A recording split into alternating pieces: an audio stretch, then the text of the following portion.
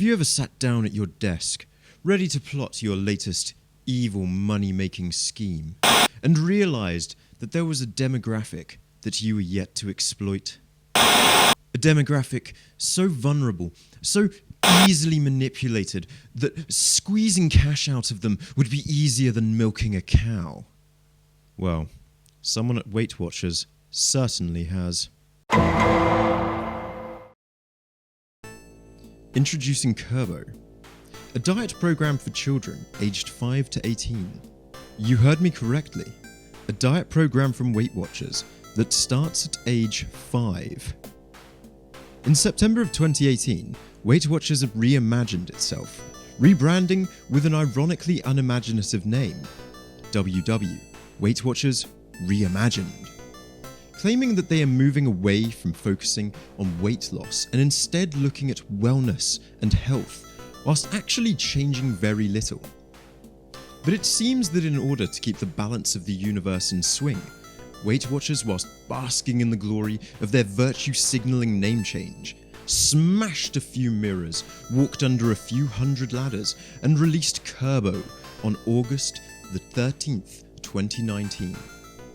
For as little as $12.25 per week, or $296 for 6 months if you actually want it at that price.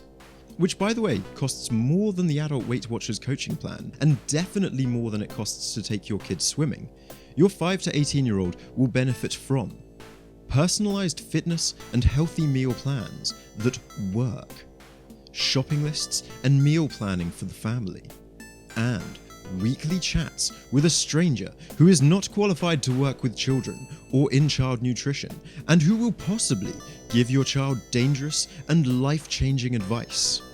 Unfortunately, or actually maybe fortunately, because I'm in the UK, I can't actually download the free Kurbo app. Whether that's because it doesn't meet certain trading standards, I'm not sure. But it means I won't be trying a free trial with them for my research. This isn't an issue, however, as there is enough incriminating evidence on their own website and the wider internet to show how abhorrent Kurbo really is. Let's start with the diet.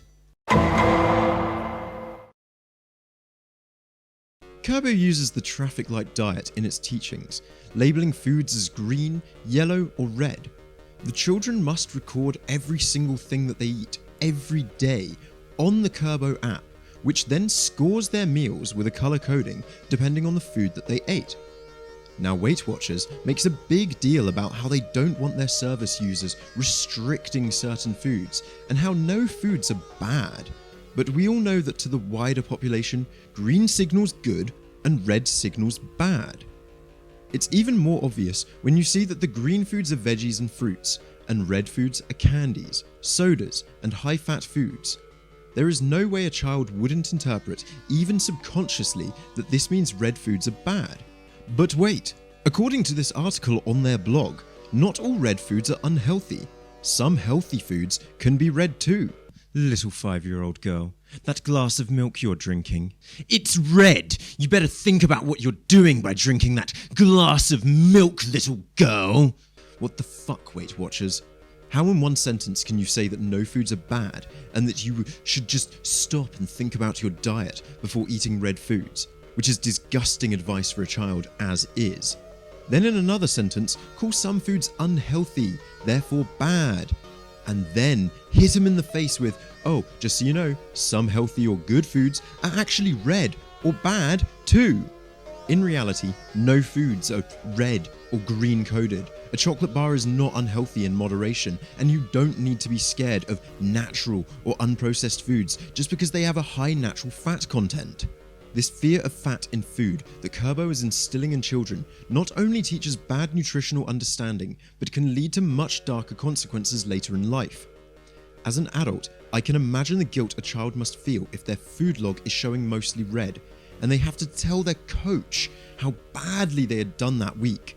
They might not have eaten any sugary sweets or drinks. They may have just had a few too many nuts, some red meat, and an avocado for a few breakfasts that week. But it could still show up red. The behavioural patterns that this program, programs into children's malleable brains are disordered. This same article teaches children how to prepare for an upcoming birthday where there will be sweets and red foods freely available. First, wake up early on the day so that you can exercise for at least 60 minutes. Next, make sure to restrict red foods completely, all day until the party. What happened, by the way, to no limits? You know that restriction is just a synonym for limit. And finally, make sure to plan ahead for the party so that you know how many red foods you can budget for. All this says to a child is to think and worry about this birthday party because of food. Yes, little 5-year-old girl, worry about the food at the birthday party. The focus for a child at a party should be the party, never how much they're allowed to eat. Combine this example with the stress and guilt that will likely be present when you assign food with a moral code. And this is eating disorder fuel. Enough of the contents of this diet. Let's move on. We all know that children shouldn't have their relationship to food tampered with. Let's see where this diet comes from. Does a Dr. H. Leonard Epstein ring any bells? Give his name a Google search. You may notice he doesn't have a wiki page, which is interesting considering who he is. Dr. Epstein has a master's and a PhD in clinical psychology and works as a professor at the University at Buffalo. He's a dedicated researcher with many publications and current research with titles such as "Can Reinforcing Alternatives to Food Prevent Weight Gain in Children?" What these alternatives are, I couldn't find, but this guy seems to have a pretty weird obsession with manipulating kids' brains. Anyway, Leonard Epstein created the traffic light diet, or stoplight diet, in the 80s, and he's been researching in his field for the past 30 years, which Kurbo are quick to twist straight from his lecturer's bio to make it seem as if their product is backed by 30 years of research, which it frankly isn't. Seems pretty sneaky. Even sneakier, however, is the other link between Leonard Epstein and Weight Watchers that doesn't involve his diet. You see, Dr. Epstein is also a consultant to Kraft. Yes, Kraft. The same Kraft that distributes Kraft mac and cheese, Cadbury's chocolate, Cool Whip, and Easy Cheese around the world and gets us hooked on yummy trans fats and sugar. Also employs Dr. Epstein as a consultant, whose largest claim to fame is a fad diet aimed at children. Somehow though, this gets even sneakier, because in 2013, Kraft and Heinz merged and now sell, wait for it, Weight Watchers ready meals. I wonder what benefit Dr. Epstein would gain by working with Weight Watchers and selling Kraft microwave meals to the people on his diet. It couldn't be money, could it? It sure looks that way. The fact that it is basically impossible to find proof of his employment at Kraft, other than in the legal financial disclosures of other people's research articles, certainly raises some red flags about his intentions, as there's no mention of his involvement with them on his university lecturer's profile. It almost looks as though Dr. Epstein is benefiting financially from his evil manipulation of children that he can sell sweets and diets to. All of this I stumbled upon while searching for the stacks of data and research that Kurbo claims back their study in particular. The only ones I could find were yet to have their results published, other than Kurbo's own, which we will get to. The traffic light diet, however, has many available studies to read and shows good results on average, but is usually implemented alongside a family intervention, with weekly grouped sessions to talk to other families on the program. Regular contact with a therapist and medical support at a hospital are normally a standard part of the procedure. This is not the sort of intensive support and expertise offered by Kurbo. Instead of weekly group family meetings and exercise sessions with the parents, Kurbo offers the gift of taking pretty much all responsibility away from the parents and dumps it on the child. The dream of being able to pay a subscription and suddenly watch your overweight or obese child melt away to a slim one without an iota of input from yourself is a tasty one for some. And Kurbo knows this, so it not only targets children with body image issues, but parents too. A child can't sign themselves up and pay for this, and even though a parent has most likely been emotionally blackmailed and misinformed into signing their kids up, they are still the culprits.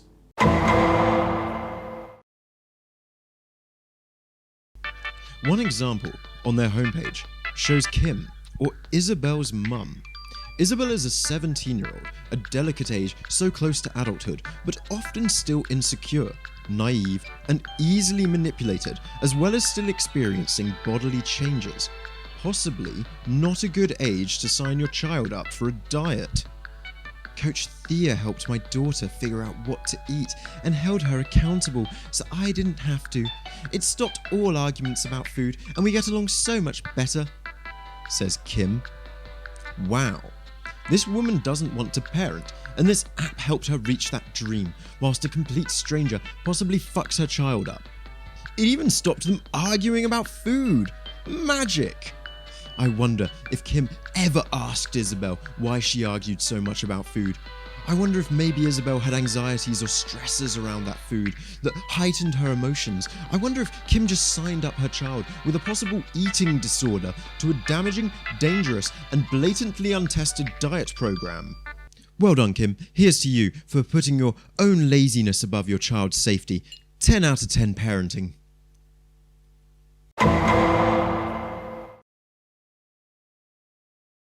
Speaking of protecting children, who are these amazing health coaches that will have access to your child and be able to influence them?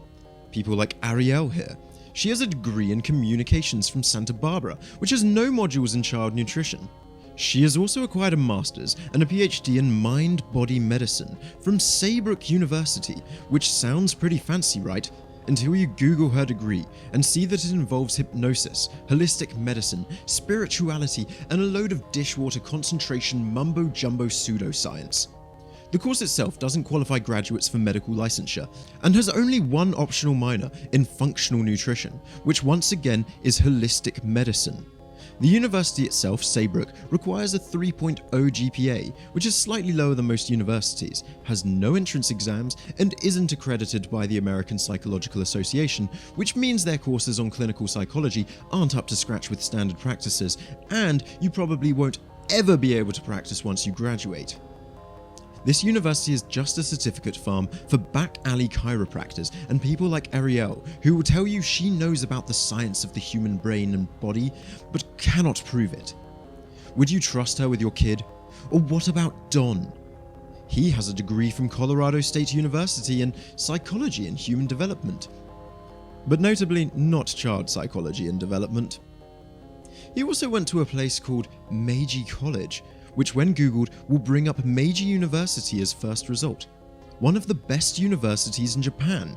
I assumed at first the name mistake must have just been a slip caused by Americanisms, until I found out that Meiji University doesn't offer courses on traditional Chinese medicine.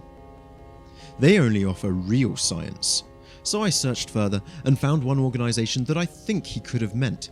The Meiji University of Integrative Medicine, which has been renamed no less than 5 times and teaches Oriental medicine in the form of very obviously fake degrees that are never quite called degrees. Some of the entry requirements are to be sincere and willing, with no mention of past grades at all, with foreigners like Don only having to prove they finished high school. So I'm sure you'll be glad to know that Don isn't licensed to practice or give real medical advice, but he can probably perform judo therapy on you and stick needles in your back. All very relevant for weight loss. Gourmet chef too, you say? Misled again.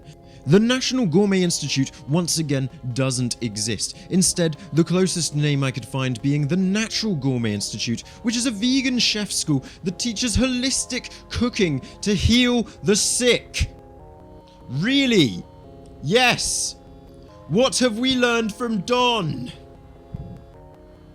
We have learned that he is either very forgetful and careless when he fills out important information like his certificate credentials and school names, or he's purposefully making it hard for people like me to figure out exactly what and where he studied, if he even studied at all. Either way, he's very unprofessional and suspicious, and this brings me back to the safety of the children. With people like Ariel and Don being used as shining examples on the Kurbo website who have no proven qualifications around children, does this mean anyone can be a coach and access your child? After they submit a video about themselves, they go through 2 rounds of interviews and pass a police background check before being trained or assigned to any child, says Kurbo, on the safety of their coaches. What kind of police background check? Local or state? Seeing as Kurbo employees wouldn't be classed legally as childcare providers, the company doesn't have to perform a comprehensive background check, which is now federal law in America for any employee working in a childcare setting and includes criminal and sex offender registries, state child abuse and neglect registry, National Crime Information Center run by the FBI, FBI fingerprint check, and the National Sex Offender Registry run by the Department of Justice. Assumedly, one of the coaches had to do this.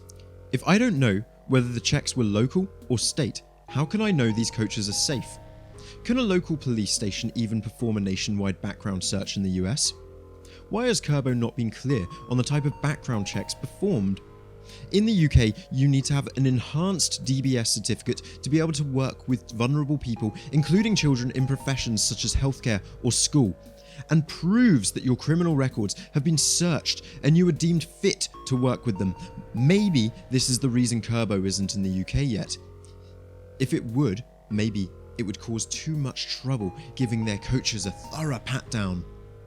Kurbo needs to make this clear, as there is no evidence whatsoever of any federal or formal checks being taken place other than Kurbo's word, and I don't trust a company like weightwatchers to hold their coaches and these non-outlined expectations on their own. These coaches are literally just anyone. Your child could receive an extremely detailed weekly diet and exercise plan from an IT consultant with a degree in healthcare management, not care, just because she bought holistic nutritionist title online. Or what appears to be one of many full-time parents with unrelated degrees and an interest in yoga that you just have to hope and pray is not going to groom your child online just because they moved states and their local background check doesn't show the crimes they committed across country. None of this company's poster boy coaches have a single qualification relevant to child nutrition or health, eating disorders, or even childcare.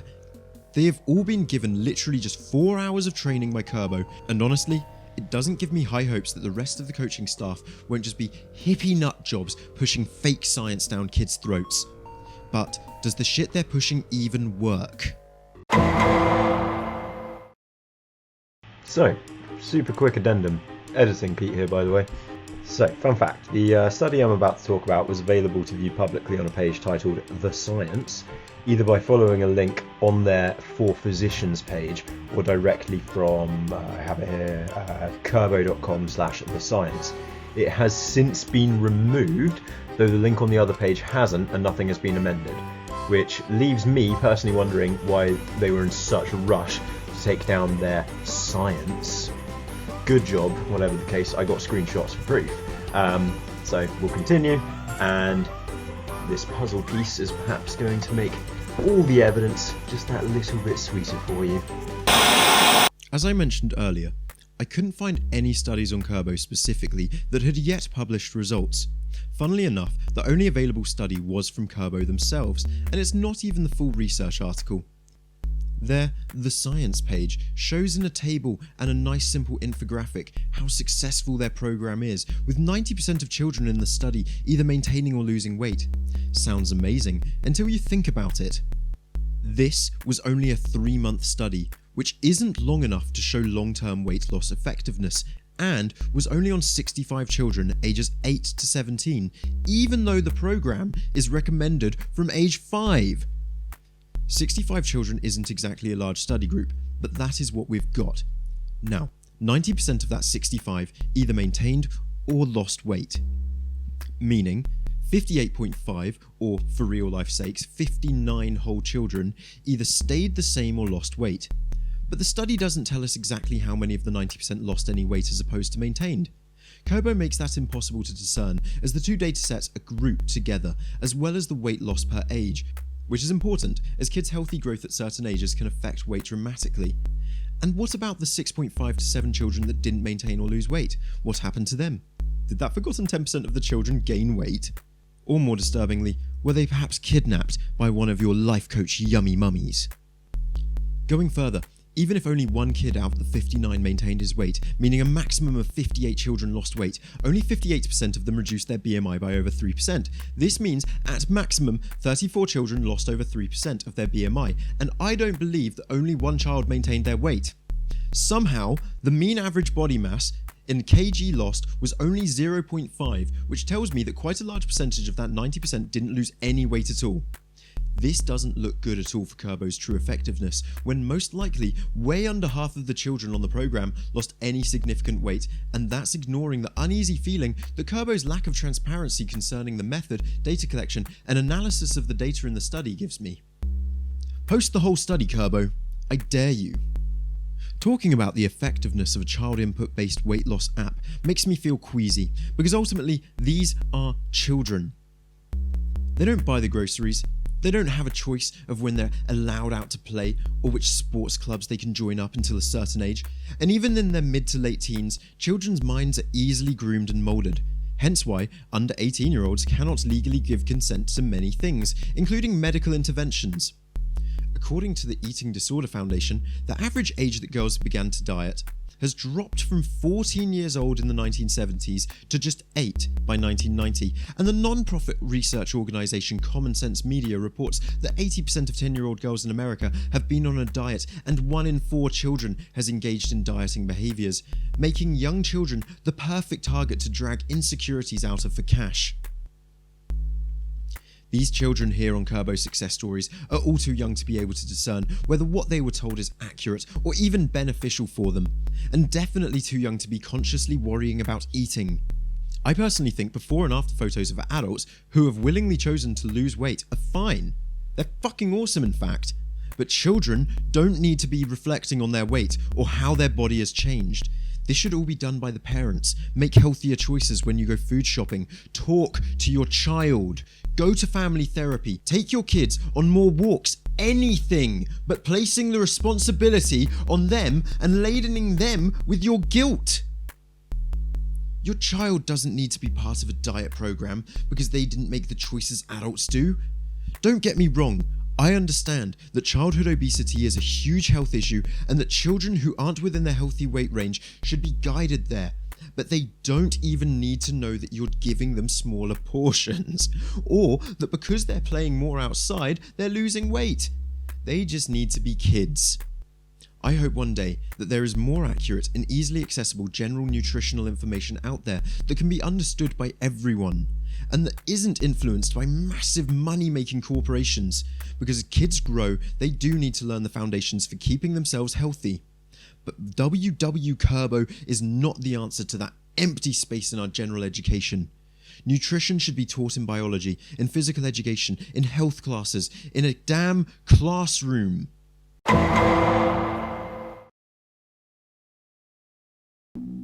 Weight Watchers relies on their customers returning to make a profit. They're a smart business because when the customers gain the weight back after reaching their goal, they blame themselves. The diet got the weight off, so it works, right? Meaning it's my fault if the weight comes piling back on when I stop eating in a caloric deficit to try and maintain my weight, and I need to go back to Weight Watchers again. It's genius! Teach an unsustainable lifestyle created by an expert in clinical psychology who has published tons of research on influencing human behaviour that will ultimately fill the individual with self-blame and shame and start the cycle again. Children are the perfect candidates for returning customers. Their brains are sponges. Hook them on the mindset, teach them disordered habits, and wait for a lifetime of paying clients ready to snap up those Weight Watcher craft-ready meals. From 5 to 18, a child's body changes uncontrollably, causing extreme body anxieties for many children as it is. With weight gain being very normal and important for children's growth at certain ages, the risk of a child being sucked into and damaged emotionally by this diet seems very high. Mental health risks aside, some of the children in the after photos on this site look underweight. They don't look healthy for their age anymore, which can have massive long-term consequences for their health, possibly even causing bone issues later in life, which doesn't surprise me considering the quality of Kurbo's health coaches. Going off of my own research, and even just the appearance and quotes from the children who have used this program, I don't believe Kurbo is suitable or even safe for children.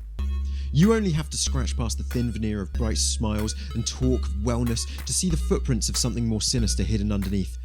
I've had a harder time trying to find a pair of matching socks than I did with ripping the mask from this Scooby-Doo villain, and yet the extreme lack of transparency riddled throughout this company hints that the trail may go deeper. When obfuscation is so obvious, it is either stupidity or desperation to cover something up. Take responsibility for your damn kids, and let's hope that a group of badass scientists can research and take down these motherfuckers. Because fuck giving kids eating disorders.